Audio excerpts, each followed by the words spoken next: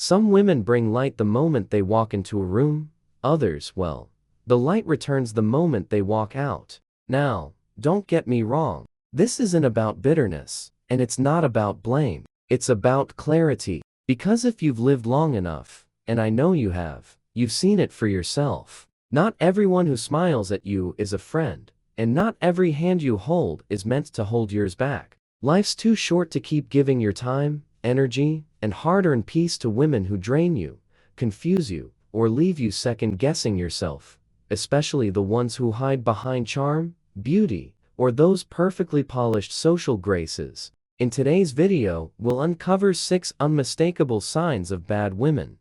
Traits you can't afford to ignore. This isn't about judgment. It's about wisdom, about recognizing who deserves a seat at your table and who's only there to take the bread. As Marcus Aurelius once said, the happiness of your life depends on the quality of your thoughts. I'd add it also depends on the company you keep. Let's sharpen that clarity together. Ready? Let's begin. 1. She's always the victim. The first sign of a bad woman is one many men overlook until it's too late. She's always the victim. And I mean always. It doesn't matter if it's a stranger at the grocery store, her best friend of 20 years, or her last 3 ex-husbands. Somehow, in every story, she's the one who got hurt, betrayed, or wrong. You sit across the table from her listening on, maybe even feeling protective. At first, she's convincing. She paints vivid pictures of how unfair life has been to her, how misunderstood she is. And if you're not paying close attention, you might think maybe she just needs someone to treat her right. That's the hook. But the longer you stay, the more you realize this isn't about past wounds. This is about control. I knew a man, Tom, a good man, a steady, kind. He met a woman like this after his divorce. At first, he thought she was refreshingly open. She told him everything. How her ex lied to her. How her boss held her back because he was intimidated by strong women. How her family always took her sister's side. Growing up, he admired her strength for getting through all that. But as the months passed, the stories never stopped. And they always followed the same script. Everyone was toxic. Every job ended unfairly. Every friendship ended in betrayal. Eventually, Tom found himself playing a role he didn't sign up for. He was either the hero, constantly reassuring her she was right, or the villain when he disagreed, or, heaven forbid, suggested she take some responsibility. This is where it gets dangerous. A woman who sees herself as a perpetual victim will never take ownership of her role in anything. She will rewrite every situation to suit her version of the truth. And if you get close, you'll be dragged into that narrative, often as the next source of her suffering. You'll be the one who let her down, but the one who never really understood her. It's a cycle, and it's exhausting. Stoicism teaches us that we cannot control other people. We can only control ourselves. Marcus Aurelius said, "You have power over your mind, not outside events. Realize this, and you will find strength." But the woman who clings to victimhood refuses that power. She surrenders to life circumstances and demands everyone else bear the weight of her emotions. She will drain your energy, your patience, and if you're not careful, your peace of mind. So what do? You recognize it for what it is. You stop playing the rescuer. You don't take responsibility for someone else's wounds that they refuse to heal. You stay grounded in reason, not emotion. You offer compassion to keep your boundaries. And if the stories never change, you step back quietly, firmly. Stoic wisdom reminds us that peace is found within. And if someone repeatedly pulls you into chaos, it's not unkind to walk away. It's wise. She's addicted to drama. The second sign is one you'll feel in your gut before you see it with your eyes. She's addicted to drama. And I don't mean the occasional emotional outburst we're all guilty of now and then. I'm talking about a woman whose entire life seems like an endless stage play, one she's directing, starring in, and rewriting by the hour. If life around her gets too calm, too steady, she'll find a way to light a match and burn it down, just to feel alive again. To her, peace is boring. Stability makes her restless, and without even realizing it, you'll be pulled into a cycle of conflict, confusion, and emotional chaos that never seems to end. The pattern usually starts small. Maybe one day she's upset because you were distracted while she was telling a story, or you didn't text back quickly enough, and suddenly it's proof you're pulling away. What was a quiet evening turns into an argument you didn't see coming. You spent hours trying to explain yourself, apologizing for something you don't fully understand, and by the end of it, you're the one exhausted, while she seems strangely energized. That's the thing about people who thrive on drama. It gives them a sense of control.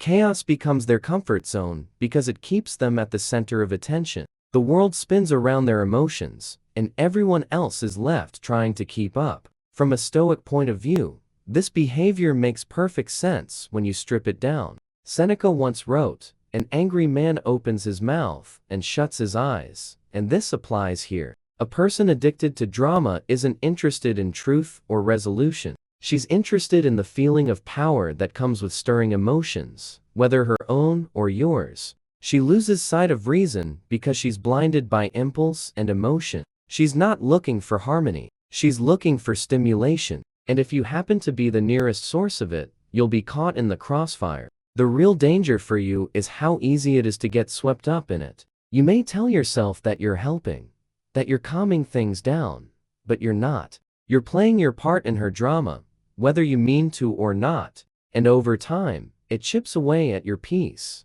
your clarity, and eventually your sense of self. You become reactive, anxious, walking on eggshells, wondering what will trigger the next storm.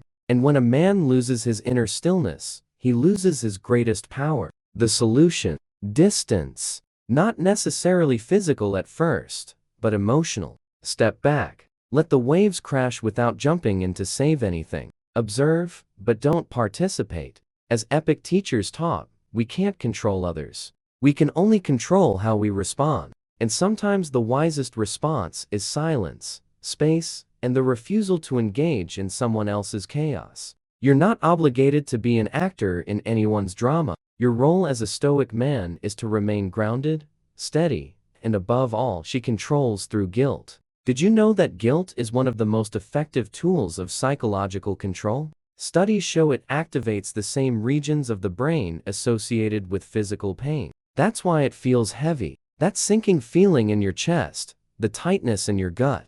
It's not all in your head. And some women, the wrong women, know exactly how to pull those strings. The third sign of a bad woman is this: she controls through guilt. Not directly, not openly, but in quiet, calculated ways that make you second-guess your own decisions. At first, it seems like she's just sensitive. Maybe she gets upset when you cancel plans to focus on something important at work. Maybe she goes quiet when you suggest taking a little time for yourself. You think she just needs reassurance, so you offer it, you cancel your plans, you rearrange your priorities.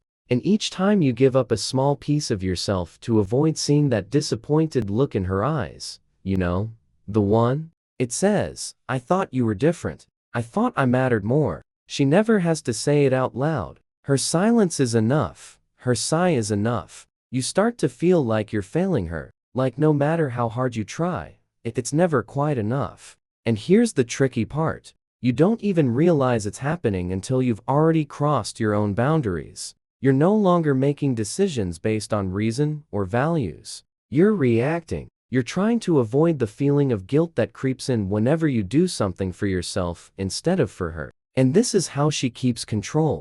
Guilt becomes the currency she trades in, and the more you pay, the more she demands. Not always with words, but with gestures, moods, and the careful withdrawal of affection. You find yourself explaining your choices more than making them. You become the villain in her story if you don't meet unspoken expectations. Slowly, you stop being yourself and start playing a role she's written for you. Stoic philosophy has an answer for this. Epic teachers said, "No man is free who is not master of himself." And this is the core of it. When you allow guilt to guide your actions, you've already surrendered your freedom. Guilt clouds judgment. It pulls you into a cycle of appeasement where you lose sight of your own purpose and values. The solution isn't to fight or argue. It's to set clear, steady boundaries. To act from reason, not from fear. You offer what you choose to offer, not because you're avoiding punishment, but because it aligns with who you are. And when she tries to pull on those old strings of guilt, you remain still, calm, resolved. A man who knows his values, who stands firm in them, is free. And freedom is something no amount of guilt can ever take from you, unless you give it away. She lacks empathy. The fourth sign is one that often reveals itself when life takes a hard turn. She lacks empathy. And if you've lived long enough, you know one thing for certain: sooner or later, life will take a hard turn. Maybe you lose someone close. Maybe your health takes a hit.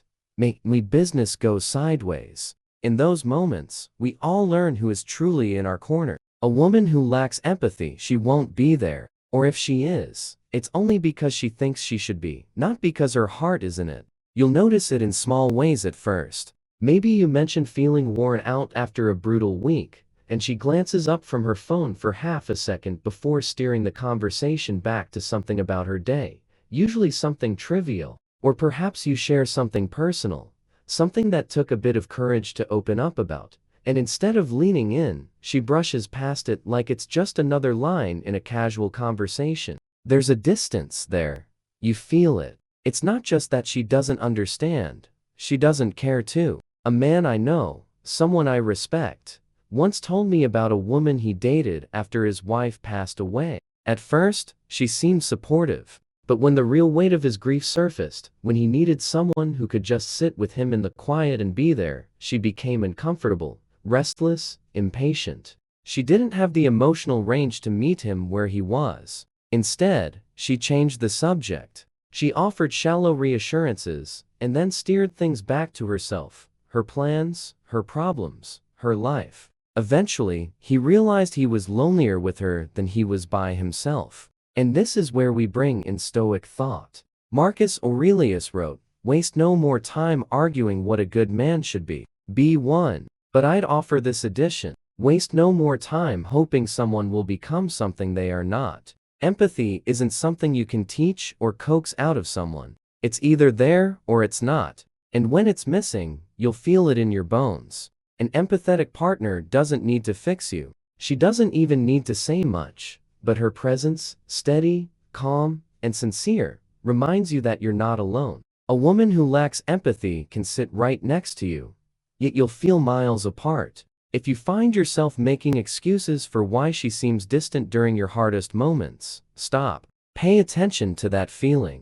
Stoicism teaches us to accept what is, not what we hope for, but what is, and what is, in this case, is simple. If she cannot meet you with compassion when life gets hard, she will not be there for the storms to come. The solution isn't to demand more from her, it's to choose differently for yourself. Walk away if you must, not in anger, but in clarity. Life's too short to be with someone who listens with their ears, but not their heart. She's obsessed with superficial things. The fifth sign is one that's easy to overlook at first, but over time, it will drain the life right out of you. She's obsessed with superficial things, not in a casual, harmless way. This is someone who measures life by appearances. How big the house is, how expensive the shoes are, how many people are watching, liking, and applauding. The things that hold no real weight in the long run, yet they're treated as if they are life itself. Her sense of value is tied to what she can show off,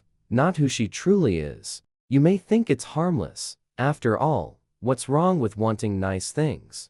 But the problem runs deeper. It's not about the things. It's about what they represent to her: status, approval, superiority. She judges herself, and more importantly, she judges you based on what you can provide on the outside. You'll find yourself feeling like a contestant in an endless competition you never signed up for. Whether you make 6 figures or 7, whether you drive a reliable truck or a luxury car, it's never enough, because someone else always has more, and she's always looking for the next run to climb. The Stoics warned us about this kind of thinking over 2,000 years ago. Epic teachers said, wealth consists not in having great possessions, but in having few wants. And yet, a woman who is obsessed with status and appearance is never content. No matter what she gets, it's not satisfaction she feels. It's a momentary high followed by the emptiness of wanting more. It's like trying to fill a broken jar.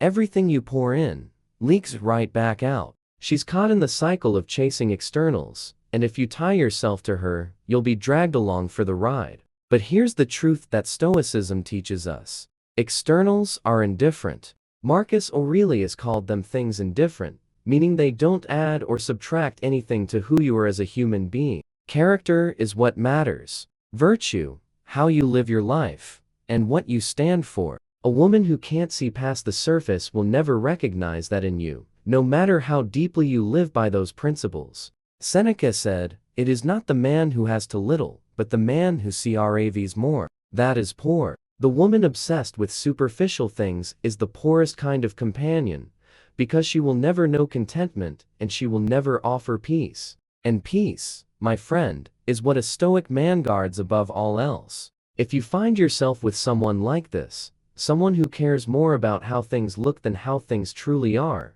understand this. You will lose yourself. If you try to keep up your energy, your dignity, your peace, it will be spent chasing shadows. The solution is simple, though not always easy. Walk away, not out of bitterness, but out of wisdom, because a man who values his peace knows when to leave a shallow life behind. She can't admit she's wrong. The sixth sign is one that reveals itself in those small moments of disagreement that turn into something much bigger than they should be. She can't admit she's wrong. Not ever. You could lay out every fact, explain your side with calm reason, even show proof so obvious, a child would understand it. And still, she'll twist the story to make herself right. And if she can't win on facts, she'll shift the ground beneath your feet. Suddenly, it's no longer about the disagreement at hand, but about how you're making her feel, or how you're attacking her character, or how you always do this. The original point vanishes under an avalanche of emotional deflection. At first, you may think it's just pride, or maybe she's having a bad day. But over time, you realize it's not just occasional stubbornness. It's a pattern. She cannot own her mistakes, no matter how small. She will defend a bad decision, a hurtful comment, or an obvious oversight until the very end. Because in her mind, being wrong equals being weak, and weakness to her is unacceptable. The problem is deeper than mere pride. Psychologically, people who refuse to admit fault often do so because their sense of self is fragile. Accepting blame feels like a threat to their identity, so they fight to protect it at all costs. But when someone makes being right the goal in every interaction, they sacrifice something far more valuable: growth, connection, and trust. Because a person who cannot acknowledge fault cannot learn, and a person who cannot learn cannot grow. The Stoics understood this better than anyone. Marcus Aurelius wrote, "If anyone can refute me, show me I'm making a mistake or looking at things from the wrong perspective, I'll gladly change. It's the truth I'm after." That's the mark of real wisdom. The ability to welcome correction as an opportunity, not an attack. When you find someone who rejects that principle, you'll find yourself in a relationship where your perspective is always under suspicion, and the weight of being the reasonable one always falls on your shoulders. That burden is exhausting, and it's lonely. A relationship like this becomes less about connection and more about control. And the irony is, by refusing to admit fault, she loses the very thing Stoics believe gives life its purpose: the pursuit of truth. If she can't say the simple words, "I was wrong," she's not just protecting her pride, she's walling herself off from growth, understanding, and ultimately, from love itself. For a Stoic man, this is where clarity becomes essential. You must choose humility and truth in your own life, and you must choose a partner who does the same. Not because she's perfect, but because she's willing to be imperfect and brave enough to admit it. Without that humility, there's no partnership, only competition. And life is too short to spend it keeping score. Seneca said, "Only time can heal what reason cannot." But in a relationship where reason is never allowed a seat at the table, time only makes things worse. The solution: seek someone who knows that saying "I was wrong" isn't a weakness, but one of the highest forms of strength. And if she can't offer that, then, in truth, it's time to walk away. Not out of anger, but out of respect for yourself and for the life of wisdom and peace you're building. She disrespects your time. If life has taught us anything by this age, It's that time is the one currency we never get back. Money, you can earn it. Health, you can fight for it. But time, once it's spent, it's gone. That's why a woman who disrespects your time isn't just careless. She's dangerous to your peace of mind. And if you're not careful, she'll steal years from you in small, silent ways that you won't even notice until it's too late. I remember a man named Richard I used to work with in Houston, a successful contractor, mid-50s, one of those men who had built everything he had from the ground up, sharp, disciplined, respected. But in his personal life was another story. Richard had started seeing a woman named Elise, and at first, she was charming. She had the looks, the warmth, and she knew how to make a man feel wanted. But there was a pattern. She was always late. 20 minutes, then 40. She'd cancel plans last minute because she wasn't feeling up to it or something important came up. Sometimes, she'd simply forget altogether. Richard, being the patient man he was, let it slide. At first, he figured it was just life.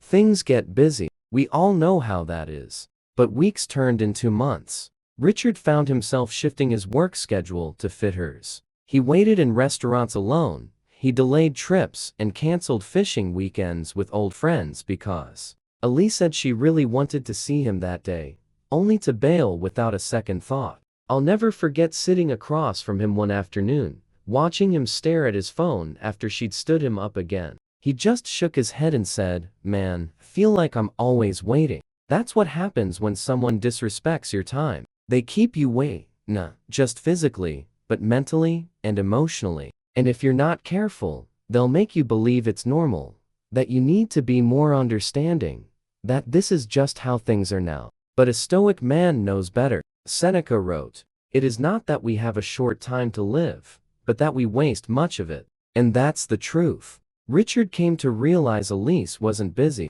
She wasn't forgetful. She simply didn't value his time because she didn't value him. And he had allowed it by not valuing his own time first. The solution isn't confrontation or ultimatums. It's clarity. Respect your own time as fiercely as you respect your life.